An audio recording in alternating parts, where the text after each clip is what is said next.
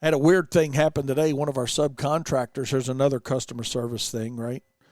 One of our subcontractors calls me this morning, and he's like, man, I need you to reach out to this place that we take care of. And, he gave me the name of it and whatnot. And he's like, they took down their razor wire fence, and there's razors all over between the parking lot and the fence. It's about a 4-foot area, but there's pieces of it all rolling down through there.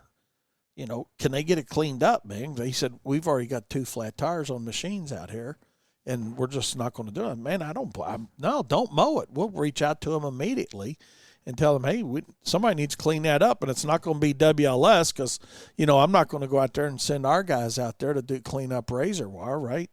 And I know that's going to be perceived as probably bad customer service on our end, but we'll just explain to them why we can't do that, and aren't going to do that. But I'll let y'all know how that end of that goes, but we'll see. So, but I share that experience with you on getting fired by a client. That provided the impetus for my truth bomb today. And we get fired for various reasons. And if you've been in business long enough, I know this has happened to you guys at least once. But have you ever been fired by a client who all of a sudden tells you, I know you guys know what I'm going to say, that you're too high? You cost too much. It happens to us. It happened to my buddy in Iowa this week. He calls me up and he says, Wayne, we've been servicing this property for 16 years, man. And all of a sudden the customer calls me up and says, we're too high. I mean, why does it happen?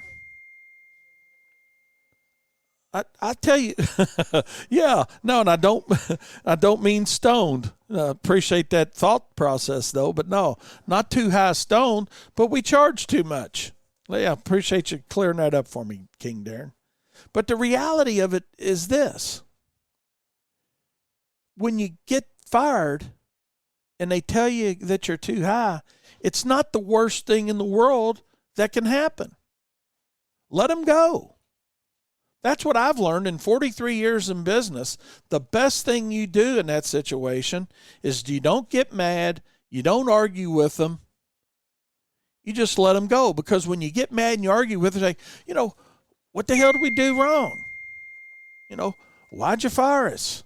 When you want to argue, that's just burning the bridge down with that particular customer.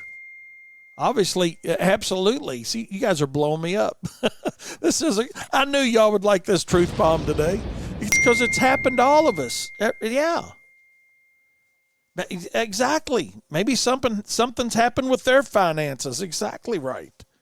It doesn't mean that you did something wrong. I knew you guys would love this truth bomb. But what also I learned is, don't get mad, don't argue, like I said, because that just burns the bridge and they're never coming back.